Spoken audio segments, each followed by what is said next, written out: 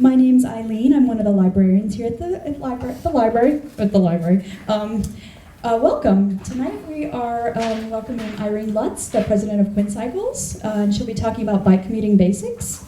I wanted to thank the sponsors of this program, including the Mayor's Bicycle Commission, Quincy Planning and Community Development Department, the Quincy Traffic Planning Alarm and Lighting Department, Quinn Cycles, and the library.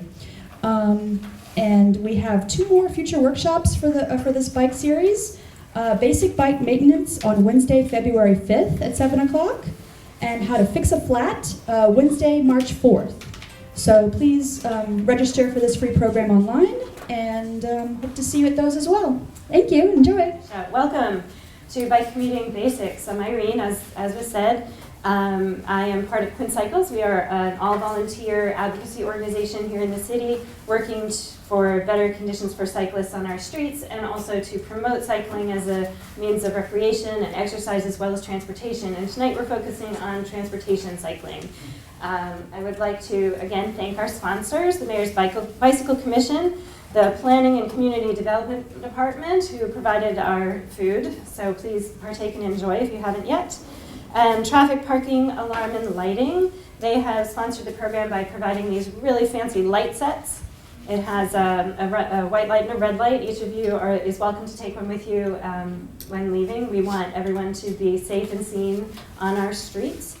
I want to thank the library for providing this space, and for all the volunteers in Quinn Cycles who work so hard to make cycling better here in the city.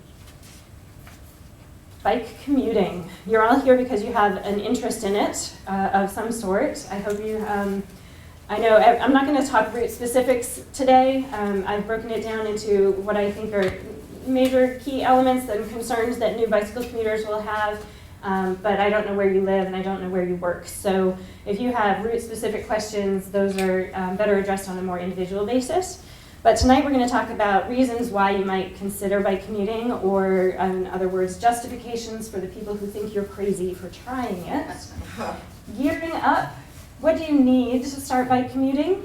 And how do you keep your bike ready to go, and you ready to go and ready to work when you get there? And then planning your route. And I emphasize the your route in this because the route that you're going to ride and the amount that you're going to ride and how you're going to incorporate biking into your commute is highly individual. There are so many options. We'll cover some of them tonight that you might want to consider, but it's about you. It's about thinking about what you need as a commuter and as a cyclist. So why commute by bike? Bicycle commuters are the happiest commuters, and don't just take my word for it. There was a study. It was done by the University of Minnesota, and it showed that cyclists are the happiest commuters for a number of reasons. There's a lot of control in your time. There's an enjoyable level of sensory stimulation. You're outside feeling the fresh air and the wind. And you feel better because of exercise, and you have more opportunity for social interaction. So I'd like to review some of those again. You stay in control of your time because you don't have to worry about this. You don't have to worry about this, and you can look like this. So bike commuting gives you a little more control. Oops, I went backwards. You can save money. I'm not going to say you will save money, but you can save money. You can also spend a lot of money on gear, but you can do that with any sport or any car, for that matter. So you can save money. It is an efficient and affordable form of transportation. You don't have to worry about paying for parking, and you don't have to worry about paying for gas, although I will not speak to my increased cookie consumption. You can lower your carbon footprint because we only have one of these. So you can not only enjoy being outside in the world, but you can enjoy doing your part to reduce the carbon impact on the world. And you can incorporate your workout into your day. We all know how important exercise is. I've heard it lots of times from news media, from all sorts of resources, that if you can incorporate exercise into your day and make it part of what you do, that you are more effective at continuing to do it. And if you have to put it in after your work day and after your commute home, it can be a little exhausting. And you also have again, like the study from Minnesota showed, more potential for human interaction and social interaction.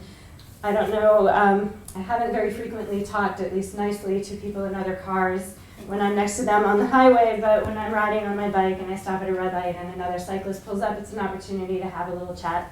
And riding down the Neponset Trail has lots of opportunities for chatting. So there's some of the reasons that you might choose to bike commute. The next thing I want to cover is gearing up, and you need a bike to bike commute. It's pretty much a given. But what bike? There's so many to choose from. And I think the best bike is the bike that you have already, a bike in working order. If you have a bike in your garage you haven't ridden in 5 years, you might want to take it to a bike shop, have it looked at, get a tune-up, make sure that it fits you. A bike that fits is important. If it's not comfortable to ride, something's wrong. It's not just that biking isn't a thing for you. I once had a woman talk to me after Hub on Wheels and say, "Oh, these 10-mile rides, they just kill me and my body hurts so much afterward." And I said, "Really? Where did you get your bike?" And she said, "Oh, I borrowed it from my son. She was shorter than me." I said, how big is your son? And he was over 6 feet tall. So that's not the bike that she wanted to be riding to be comfortable. So make sure your bike fits. And also a bike I recommend with lights, because when you're commuting, sometimes you stay late at work, you might be riding before sunrise to get in early, you might be riding after sunset, and it is the law, within a half an hour of sunset and sunrise, you need to be having a white light in the front of your bike and a red rear reflector, if not a light on the back of your bike. And also, it's practical. You want to be seen. A seen cyclist is a safe cyclist. So be visible. And if you can, if you have space on your bike and you want to put on fenders, I highly recommend that as well. Unless you're going to choose, this is always an option, not to ride in the rain or icky weather. So bike commuting is not an all or nothing thing. It's flexible, and you can say, no, not today. So you have your bike, and now you're going to work, and you have to carry stuff, potentially. I love this bike. I want this bike. It's amazing. And it can carry a lot of stuff. But you don't have to set yourself up like that. In fact, commuting on that would be hard work because that is a heavy bike. But you might want to consider how you are going to carry stuff. The most basic thing that you can do is use a good old-fashioned backpack. Doesn't have to be a bike-specific one like the one in the image that I have there. It can just be any old backpack that you have. The drawbacks of backpacks are they can be a little bit heavy on your shoulders. When you're in biking position, it can feel a little awkward. And also, as my husband always tells me, it just makes your back sweaty. So if you don't want to carry things on your back, there are other options. Oh, and may I just say that items in these images, I am not in any way recommending them. I'm just providing images for examples. Preferences and products are your choice. So if you don't want to carry things on your back, you can put a basket on your bike. Some of them just strap right onto the handlebars, like the one on the top right, my right, your left. Or the wicker one on the bottom there, just hang right on. You don't need anything else other than that connector. Some of them, like the one in the middle, you can see it has a rack on the front of the bike underneath it to support it. That is an option. You can get a rack for the front of your bike or the rear. The one up here is a basket built into the rack. And then on the back of your bike, if you have a rack back there, there are ways to affix carrying capacity on the top. You could do something fancy and bike specific like that. Or what I did for years was a good old-fashioned milk crate and some zip ties. Works really well. You just throw your backpack right in that or your bag and you're on your way. So again, there's a lot of range of possibilities. You can spend a lot of money or you cannot. If you do have the capacity on your bike to put a rack, there are a number of options. You can get one that's solid on the top, you can get one that's open. Some bikes have them built in already. And a rack, what a rack allows you to do is to affix a pannier to your bikes. And I learned at a program here at the library with the Adams reenactors that panier used to be the word for pockets, and Abigail Adams used to weigh hers down so because they would fold up under her skirt. She used to weigh hers down with books. And my daughter would highly agree with that. She weighs down our bike with lots of books in our panniers. So pannier options vary. There's some that fold up that you can then open up and fill. Like when you go to the grocery store, fold it up for wind efficiency, open it up when you have stuff to carry. And there are some with locking mechanisms that brace the pannier on your bike. This opens up here and then clips onto the frame so it won't bounce off. Some of them just have the hooks where it rests on the top. My family, we tend to prefer the lock-on ones. And it's always good to have a rain cover or some sort of protection if you choose to ride in the rain. So you're welcome to come up and have a look at the panniers that I've brought. And that Mike Blackwell, another League of American Bicyclist certified instructor, he also brought his commuting bike for you to see. I also have, my folding bike has a front rack that clips on, the bag clips on the front. So there are tons of options out there for carrying things. And if you want to, you can invest in them. And if you want to just get riding, go with a simple messenger bag or a backpack. Or you can carry everything on your bike or carry nothing on your bike. You might decide that you want to drive in on Monday and bring all the stuff that you'll need for the week and leave it at your office. And then bike commute Tuesday through Thursday, and on Friday drive back in and bring everything home. So again, bike commuting is a flexible option. You don't have to commit to it every day, and you don't have to carry everything both ways. So you have a bike, you know how you're going to carry your stuff, right? And you have reasons for doing it. Now you want to make sure that your bike is ready when you get on it. And the best thing that you can do before any ride, whether it's recreational or transportation, is to do your ABC Quick Check. This is the league's system for making sure your bike is not going to surprise you en route with a problem that you could have anticipated. So the first thing is A. A is for air. You want to check your tires. So I'm just going to pull my bike out. Oh, actually, Mike can demonstrate while I talk. Yay. Thanks, Mike. So every bike tire, if you're not familiar, has a recommended range of inflation pressure, the PSI range. And you want to just quickly pinch your tires before your ride or after any longish stop during your ride.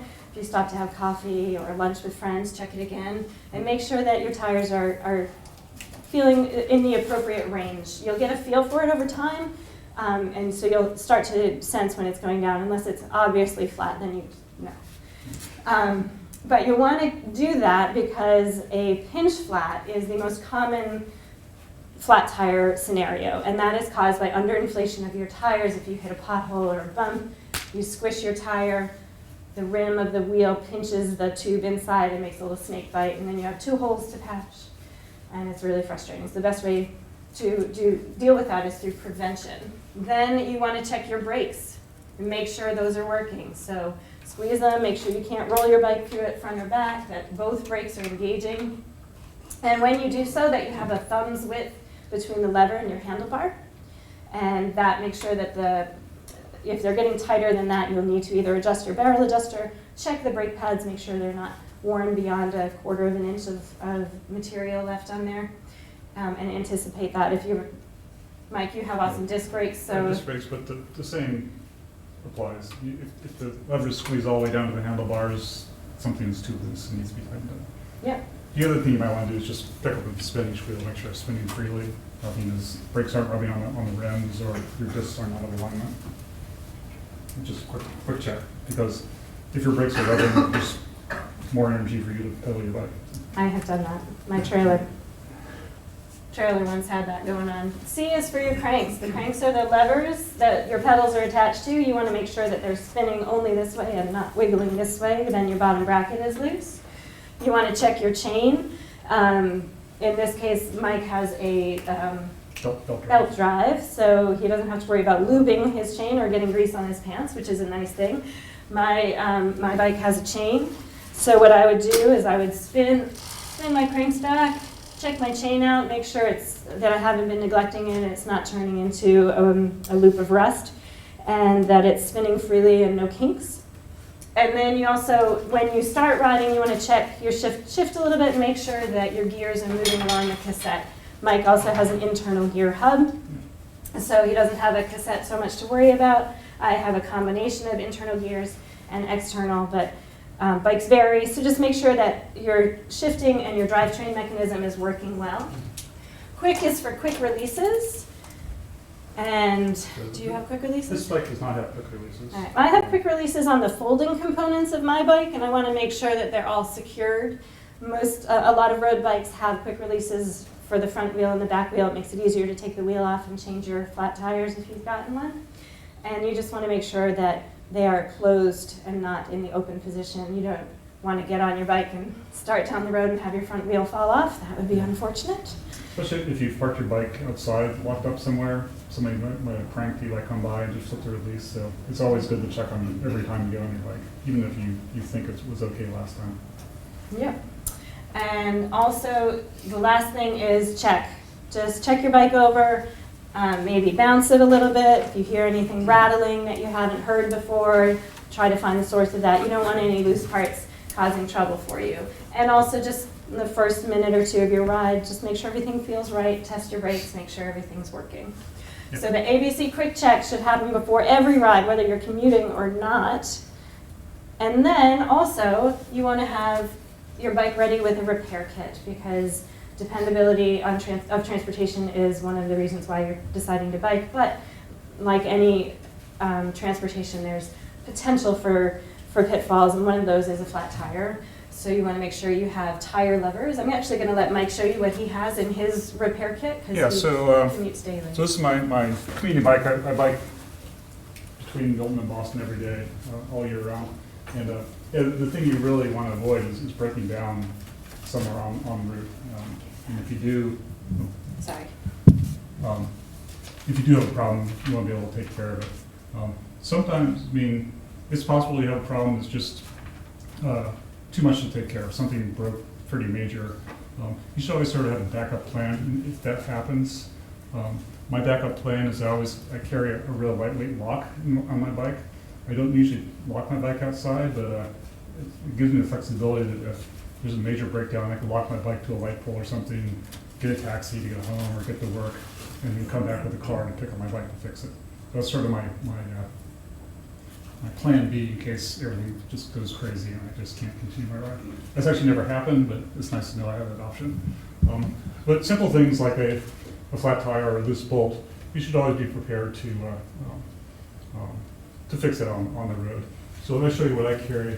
I actually have a couple of bikes, and so what I do is I have a duplicate setup for every bike so I never forget anything. I always have it attached.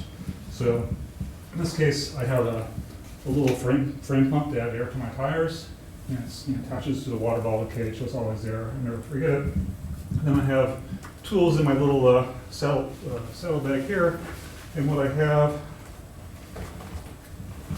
pulls out with one hand, is I have a patch kit to repair the inner tube. It's got a puncture, plastic tire levers for getting the tire off the rim. I have an actual brand new spare tube, also wrapped up in a rag to clean my hands off when I'm done. And the reason I carry a spare tube and a patch kit is that when you're on the road, especially if you're going to work, like I don't want to have to spend the time, especially if it's raining, just putting a patch on the inner tube, making sure it's stuck, making sure it's holding air. If I got it flat, I will just put the new tube in. I'll first check the tire to make sure there's not whatever gave me the flat in the first place isn't still stuck in the tire, which is just getting it flat again, a mile later. But I'll put a new tube in to get myself going, and I'll bring the old tube with me and use the patch kit. Maybe it worked to fix it with a patch kit. Or you can just always use a new tube. They're not that expensive. And then I have a couple basic tools. So as I mentioned before, this bike does not have quick releases on it, so it's nice for a sort of city community bike. People can't easily steal a tire off your bike that's locked outside, but it does mean you need the tools to get your tires off to fix the flat. So, so I carry the special size little wrench to get my rear tire off here. I went on Amazon and searched for a stubby wrench and they make little tiny short ones, and this is just exactly the right size, and it fits in my saddle bag. So this wrench gets my back tire off, and then I have a little multi-tool with Allen keys, and one of them is the right size to get my front tire off if I need it. And then the Allen keys can also use to adjust other bolts on your bike that might have gotten loose. So if I need to adjust my seat or my handlebars, I have this one tiny little tool that does it all. So it's a fairly simple but effective toolkit, and I have basically duplicated it for every bike that I have. And so it's always there, I never forget it. So yeah, so that's my Awesome, thanks, Mike. repair kit. And if you don't have a fancy under-seat bike bag, you can just throw it in your pannier or in your backpack and have all the components whenever you need them. So make sure you have the tools you need and that you know how to use them, ideally, because the know-how is an important part of the toolkit.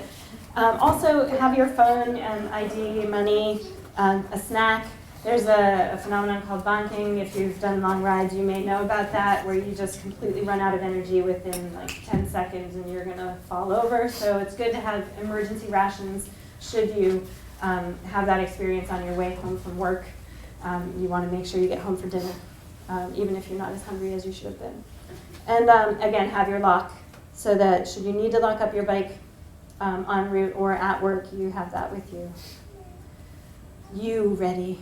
We're going to get you ready to ride. This is one of the biggest concerns I think people have. What am I going to wear while I'm commuting? And where am I going to shower? And how am I going to not smell everyone out of my office?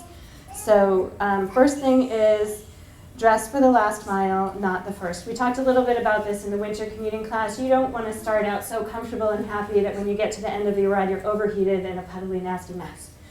So think about on colder days going out a little bit uncomfortably cold, because you will warm up as you work. On a hot day, there's not much you can do. Just give yourself time to cool off and bring a lot of water. But think about the last mile, not the first mile. Should you wear biking clothes or should you wear your regular clothes? My brother-in-law is a financial planner. I ask him questions all the time, and he says, well, it depends. And I think that answer is appropriate here. If you have a 10-mile plus commute and you are training for a triathlon and you want to use it as a workout, or any of these above and not all of them, you might want to consider having biking comfortable clothing that prevents chafe and saddle sore and just gives you the ability to work harder and more efficiently. Or you might have a 2-mile commute straight down Hancock Street from North Quincy to Quincy Center, and well, you're not going to be working that hard, so you don't need to worry about it, and you can just wear normal clothes. So it depends on you, it depends on your commute and your goals as a rider, and whether or not you sweat thinking about exercise or you just listen after a marathon. One thing you do want to consider, whatever you're wearing, is keep loose clothing out of your bike and away from your greasy chain, unless you have a belt drive. So you can roll up your pant legs. You can use this great little leg bands. I have a metal one on that just clips on like that. There's Velcro options that are reflective that you can strap on. Bike Boston made these. They're just a quick clip-on roll-up. Something to keep your bike, your pants out of your bike and the grease off of your pants. If you wear a skirt, biking in skirts is so much fun. If it's a short flippy skirt and you don't want it to go anywhere, I'll show you a trick after with a quarter and a rubber band. You can just clamp them together and they become a little short set until you get to work, and then you undo it and go away. So those are fun. You can wear anything biking. It depends on what you want to wear and what makes you comfortable while you ride.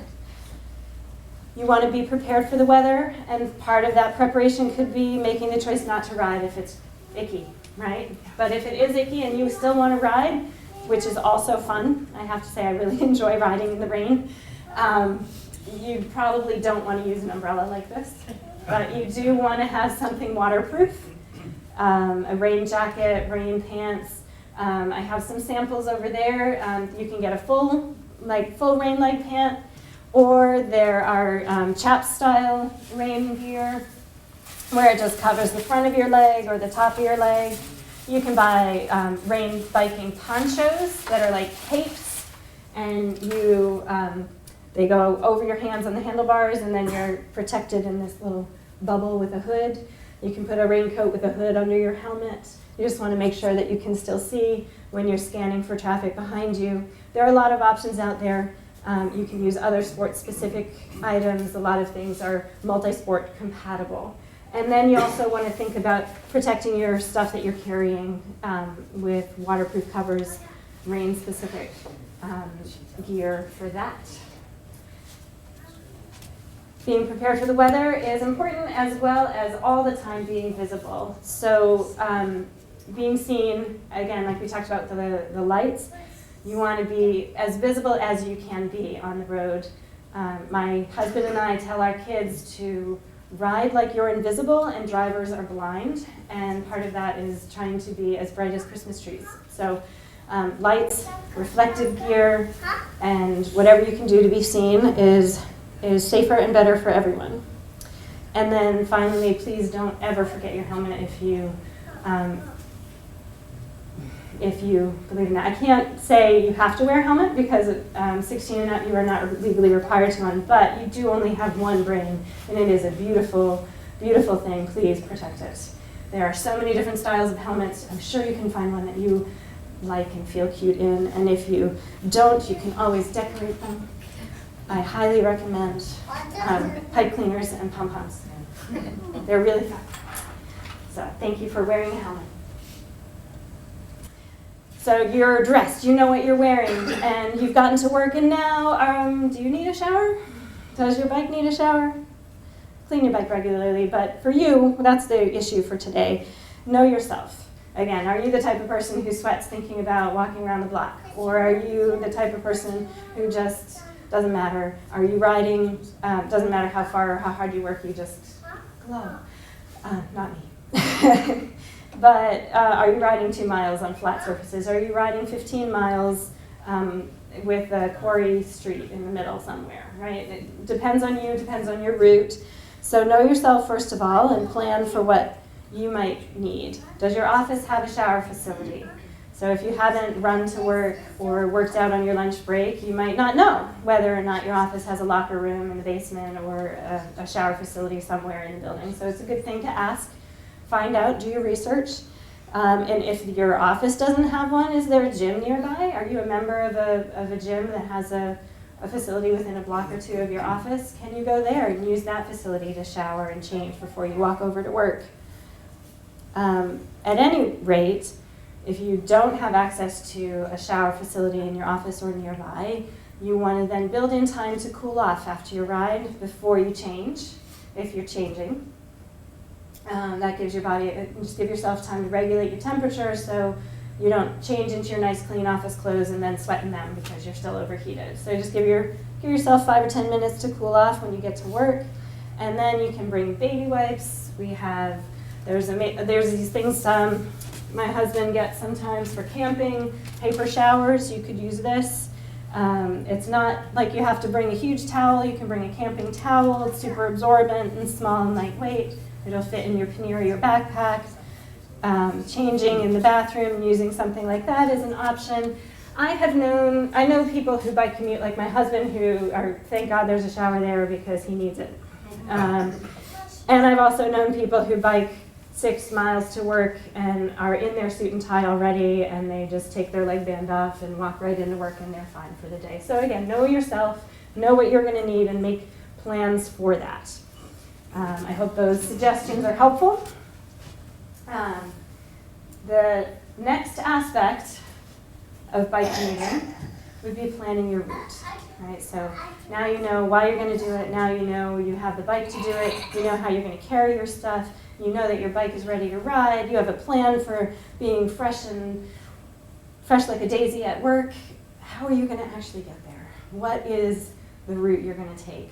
Now, I would love to say that you are always going to find a bike lane and you are always going to have the option to ride on a beautiful bridge on a trail with no cars, but I'm sorry, we live in Boston and we're working toward that ideal.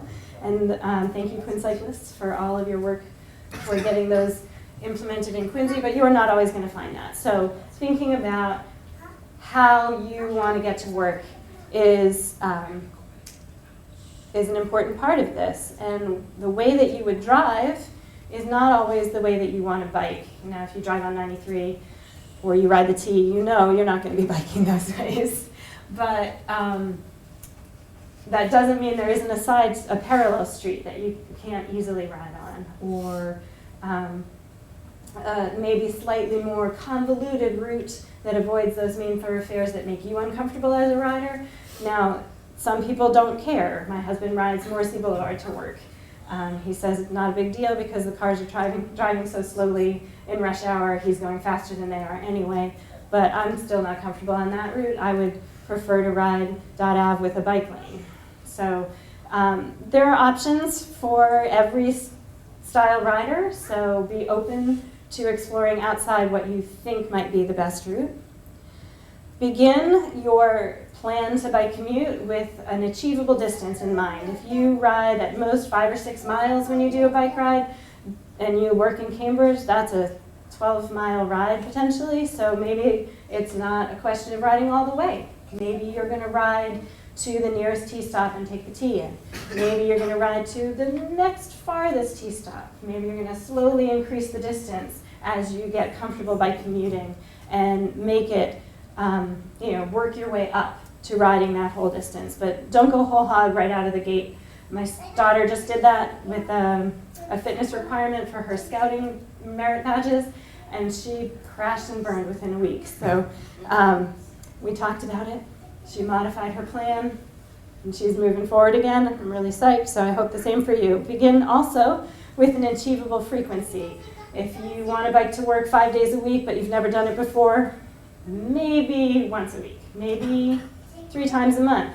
Figure it out how you can build your habits to do it without overwhelming yourself. And do a dry run of your route on the weekend. So if you've never biked to work and the first time to do the route that you're going to do is probably not when you need to be there on time, and there's a lot of commuting traffic. So if you take a Saturday morning and you go out and you say, okay, this is the way I want to ride, and you test it, you might discover that, oh, that side street's riddled with potholes, and I don't want to actually ride that way, but maybe the next one over would be better. So you give yourself a chance to discover your route, learn the highlights of it, and I'm forgetting the word. And the deficits as well. Yeah, learn the highlights, learn the deficits, find out if there's construction, find out where the hazards are before it's a higher stress situation. Get a friend to join you. Plan your route with a motivating buddy, right? Or just that dry run. Get a friend to ride with you on the dry run. Get a friend to commute with you. It's always nicer to have company, and it's always nicer to be held accountable. If you have a goal to start bike commuting and you have a friend who wants to do it with you, you guys can motivate each other. And like Mike said, have a plan B. You may never need it, but it's good to know what your options are. Does your route parallel a bus route? Would it be possible for you to throw a bike with a flat tire on the bike rack on an MBTA bus and get to work that way? Would it be possible for you to lock your bike and hop on the train if you needed to? You may never need it, but as my father-in-law always says, it's better to need it and not. It's better to have it and not need it than need it and not have it. Planning your route. So you may want to try and go multimodal instead of all bike all the time, all the way.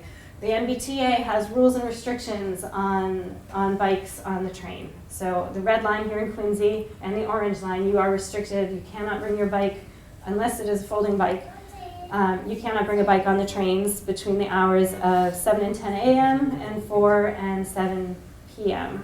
So right in rush hour. But if you have flexible work hours and you want to bike in, and then you're outside of that time frame, you can take your bike on the T to come home. That's an option for you. You cannot bring your bike on the green line at all, ever, sorry. Blue line, also restricted during rush hour, but an hour shorter in both of those. And if you're looking at commuter rail, then you want to check the schedules, and they'll have bike symbols for the trains that you can bring bikes on. And folding bikes are always okay. Folding bikes are awesome. It can go everywhere. Sorry, I'm a convert. that yes, you can always bring your folding bike onto a bus. MBTA buses in Quincy and all through Boston have, I believe, have the bike rack on the front that fit 2 bikes, so that is also an option for you. It's very easy to use. The drivers will not help you. No, they are not supposed to, I don't think. So, another option might be if, say, you live south of Quincy and you're biking or you're commuting to Boston. Don't necessarily want to bike 15 miles, you could drive part-way. There's a park and pedal program, so if you go to the website parkandpedal.org, there's a map with all sorts of locations out in Needham and Framingham area, and all over the place. But 2 of them close to us are Tenay Beach and Franklin Park. The Granite Ave location in Milton is actually a park and ride, not a park and pedal. And note that that is a 4-lane road, but it is a close access to the Neponset Trail. So that it might be an option for you if you wanted to drive to a location for partway in, take your bike out of the car or off the car, and then ride the rest of the way. That's an option. Mike reminded me also the ferry out of Squantum Point Park. If you're here in Quincy, it's not a consistent schedule yet, and it's not year-round either yet, I don't think. But that would be an option for you as well. Bike to Squantum Point Park, take your bike on the ferry, and then bike the rest of the way once you get off in Boston. You can mix it up with Blue Bike. If you take the train in and then you commute. So if you have a commute that has a train transfer or a train to bus transfer, then you can skip one of those transfers by using a bike share. Yes? Just want to comment that I used to live in Boston and I would commute with Blue Bikes all the time down to Quincy because I work for the city, and it was probably the most consistent that I ever bike commuted because I loved it, because I could just kind of decide on when I wanted to jump on a bike. I didn't have to, technically I didn't actually have to have a bike to bike commute with Blue Bikes, so it was fabulous. Yeah, I'm a big fan of Blue Bikes as well.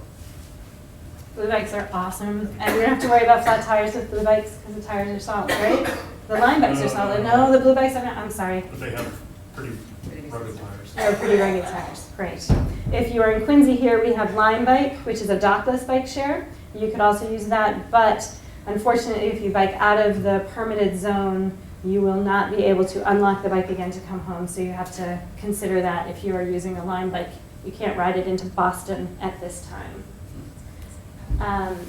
And Mike, I was hoping that you would speak a little bit about the TMAs. TMAs are Transportation Management Associations. Yeah, so TMAs are... And I'm going to ask you to use the mic. I'm sorry, I know it's like a pain, but for our TV Yeah, so in audience. Massachusetts, we're lucky enough to have these organized by the state, these transportation management associations. And I think there's several dozen throughout Massachusetts. Most of the larger communities have them. And the basic concept is it's an organization which your employer will belong to, and then through the TMA, your employer can offer you a bunch of transportation benefits that you might not even be aware of. And so the one I think is most interesting for bike commuters is the guaranteed ride home. And basically what that means is if you get to work by any means other than driving yourself, so carpool, take commuter rail, a T, or your bike, or walk, and something happens during the day that you can't get home by that means. So the weather gets so bad, it's snowing horribly, you can't ride your bike home. Commuter rail melted down yet again. The Guaranteed Ride Home program will let you, for the one that my company belongs to, you can take a lift home and you get reimbursed for that. So it really gives you a nice sort of backup for especially for bike riders, because there may be some family emergency, you need to get home for your kids during the middle of the day, and you can't get home fast enough on your bike, but you need to get there. The TMA is basically for free. I think up to 4 times a year you can take advantage of it and get home. So I think you should definitely check with your employer if they belong to a TMA. And if they don't, maybe recommend it. The cost is fairly nominal. It depends on the size of the company, and I think for all the different regions. So, I work in Seaport. There's a Seaport TMA, is the one that my company belongs to. In Boston itself, there's the ABC TMA, and I forget what that stands for. But they're all over the state, and you should definitely check in on those programs. So, yeah. Awesome, thanks. Now turn it off.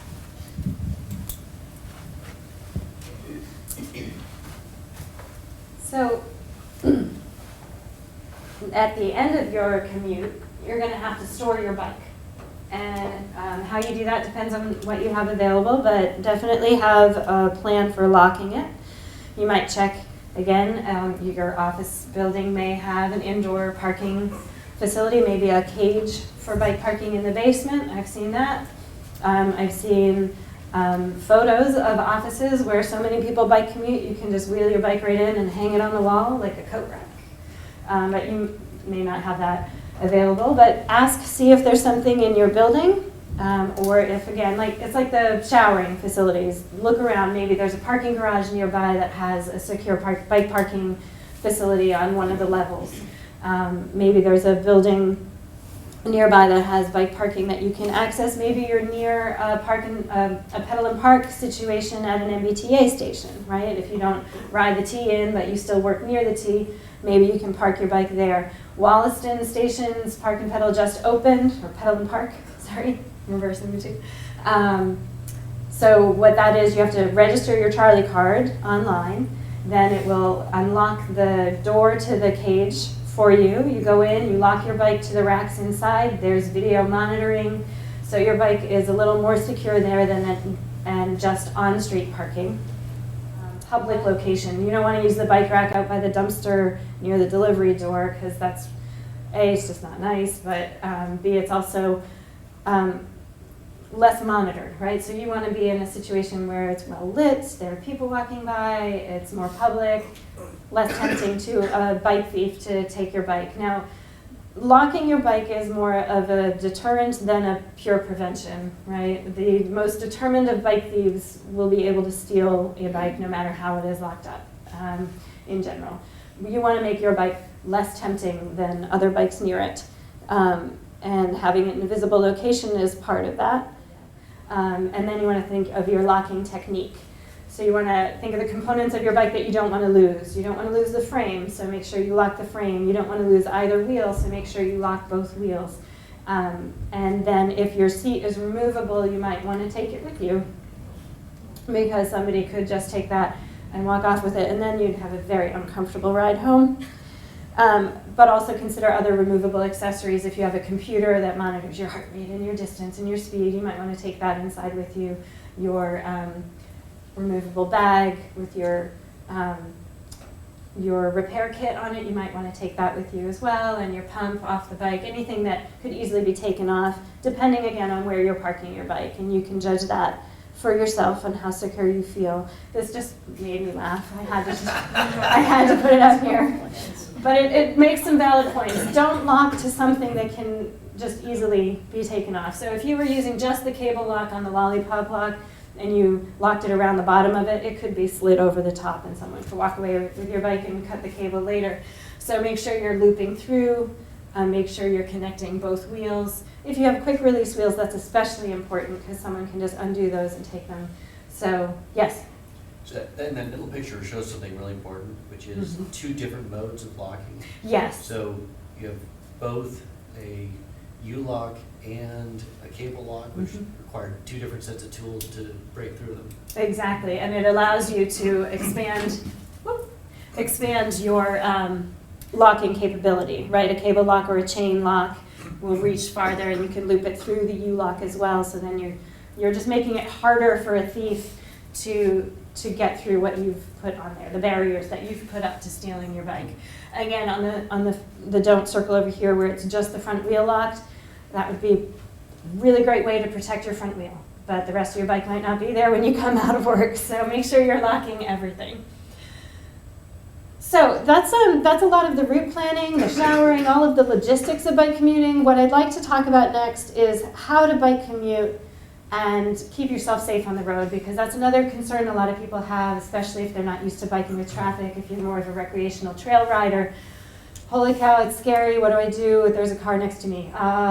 So I want to go over some of the things that the League and the Smart Cycling curriculum talks about as ways to promote communication between you and the other people sharing the road with you, and to keep yourself safe. So first thing is follow the law.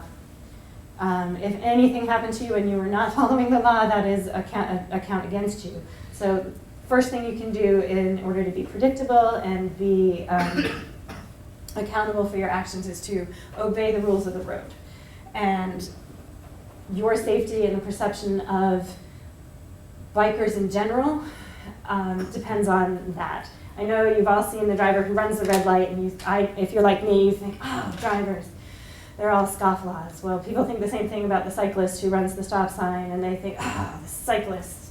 But if all the cyclists, if they'll forget the majority of cyclists who are obeying the laws, but please be in the majority of cyclists obeying the laws. It makes my job as an advocate easier, and it also keeps you safer. You have the same rights as motorists, but you also have the same responsibilities. So follow those laws and be predictable. Riding with traffic and using the rightmost lane that goes to your direction. Quincy is very interesting. I don't know if you've noticed this. In Boston, people ride with traffic. In Quincy, I see so many people riding against traffic. And it's scary. It's scary because drivers are not looking for fast-moving vehicles coming opposite them. I think it may originate from the idea of walking against traffic being a safer thing, but as a vehicle user, you are legally bound to ride in the direction of moving vehicles. So please ride with traffic, don't ride against traffic. It compromises drivers' ability to see you and react to you. So obeying all traffic laws and being predictable. Obeying the traffic laws helps you be predictable, but also other things, making your intentions clear by using your signals. So right turn or right turn, you can use either one. Left turn and stop. Using those signals are communications with other people on the road, lets them know what you're doing. Now, I will tell you, you are not legally required to signal if it would make you unsafe. If you need both hands on your handlebars to keep yourself stable and steady, you are not required to signal, but then be wary because no one's gonna know that you're trying to take a left turn. So if you can, signal. Ride in a straight line. This is another thing that I totally sympathize with. When you're riding along in a bike lane alongside parked cars and then there's a long stretch with no parked cars, you're like, oh, thank God, I can get away from moving traffic. And you zoom over to the curb and you're riding along next to the curb. But then A, you're not as visible to the drivers in the lane, and B, when you have to swerve back out into the bike lane around the eventual parked cars up there, you are an unpredictable, out of the blue, where did that person come from experience for the driver who didn't see you pull over because they were way back there. So I know it feels uncomfortable sometimes for people until you get used to it riding along traffic, but the more that you can control your path and ride in a straight line, the more comfortable drivers are around you. And always practice scanning and signaling. If you are not used to riding in traffic and not used to looking behind you to see what's there, you can get a mirror, but always also practice scanning and doing so without swerving. A little tricky. Took me a while to get it. My daughter's still working on it. But knowing where you are with relation to the drivers around you will keep you and them more comfortable. Being conspicuous, or being visible, or being loud and bright colored, riding where people can see you. Again, if you're hugging the curb, not as many people are going to see you from their driver's position in their cages. Using lights in accordance with the laws, and making eye contact with drivers around you. All of these things bring out your presence to those other people on the road. And especially the making eye contact thing, I feel that always connects me human to human rather than bike to car. Bike to car is sort of like, we don't care so much about them because machines don't have hearts, but people to people brings us together. We're all just people trying to get somewhere and to get there safely. Please note that in Quincy, if you haven't gotten a copy of the Quincy ordinances, riding on the sidewalk is prohibited everywhere, unfortunately. In other communities in Massachusetts, it is okay to ride your bike on the sidewalks outside of business districts. In Quincy, you are not technically allowed to do that. and thinking ahead, or as we like to say, we say the 5 B's in my family: the bike, and make sure your bike is safe, be aware, be predictable, be visible, and obey the rules of the road. This one is be aware. Think ahead. Look forward 50 feet. Don't look right in front of you. Make sure you can see if there's a pothole coming or a puddle. Don't ride through puddles. You never know how deep they are. Is there a driveway? Do you think the car next to you might want to turn into it? Or the car on that side of the road, might they make a left in front of you? So being aware, are there pedestrians? Is there a crosswalk coming? All of these things help you as a cyclist react in safe and reasonable time, as opposed to last minute and stressful ways. I will say, if you're commuting into Boston, the chances of crossing railroad tracks are greater than here in Quincy. And if you do, please cross perpendicular to them. Even if you're on a slight angle, your wheel can slip and get locked in the space in between there and flip you over the front wheel of your bike. So always ride perpendicular, or you can use your fabulous transformer abilities where you get off your bike and become a pedestrian. So I love that aspect of being a bicyclist. It is so much easier to do that on a bike than in a car. For the last thing about how to ride safely, I want to talk about door zone bike lanes, because they are the most common form of bike lane in this area still.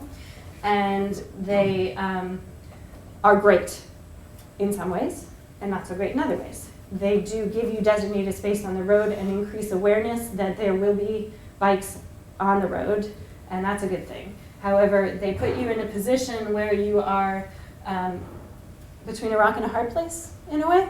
You know, you've got moving traffic on one side and opening doors on the other side. So the person who doctored this image, I'm grateful to them. They show you where the red part of the lane, don't ride there. Ride in the green part of the lane. A driver moving to pass you is ideally more aware of you than the person who parked 3 minutes ago, made a phone call, turned off the radio, checked their bag, and then opened the door without looking, right? So a driver actively driving will probably more safely pass you than a person who parked will open their door without looking. So if you ride in the left-hand lane, you give yourself more space to react should a door open in your path. Now, I'm telling you all of these things not to scare you from bike commuting, but to give you the skills and information you need to do it well and safely. And I hope that you've learned something tonight that will take you into the realm of happiest commuters. And not that it will be all rainbows and unicorns, but that you will find some joy in bike commuting. I am happy to answer any questions that you might have, and I know Mike is here. He can also answer questions. I have gear that you can come up and check out and see if it's something that might suit your needs. I also have these lights to give you from T-PAL, so please come up and get one of those. And if you are in need of a helmet, the law firm of Breakstone, White & Gluck has donated their larger size helmets from their KidSafe program. So please feel free to see if one of those would fit you, and then you are welcome to take it home. It is free and generously donated by them. So thank you so much for coming. I talked really fast tonight. So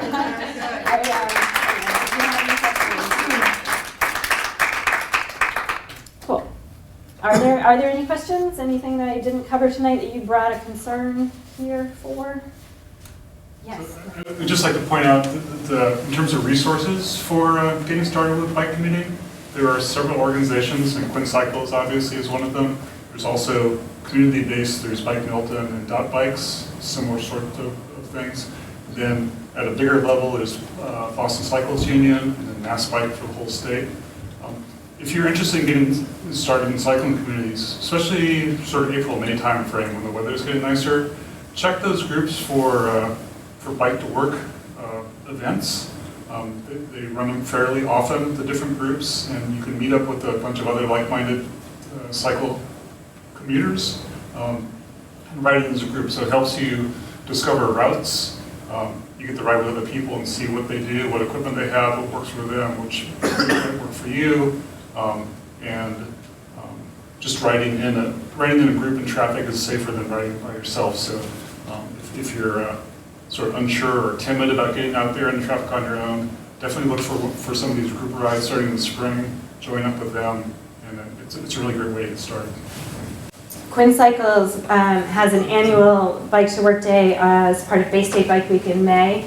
And then we are also open to arranging buddy rides with people who commute regularly from our group. If you want to try riding in with someone else, I'm happy to connect you with some of the commuters in our group. Yeah. A couple of resources. There's a Bike in Boston, I think it's called, map that has been distributed at a number of local shops from time to time. And then a similar map on the City of Boston website that shows available bike trails that can be linked together. Yes, yep. Those are great resources. Thank you for bringing those up.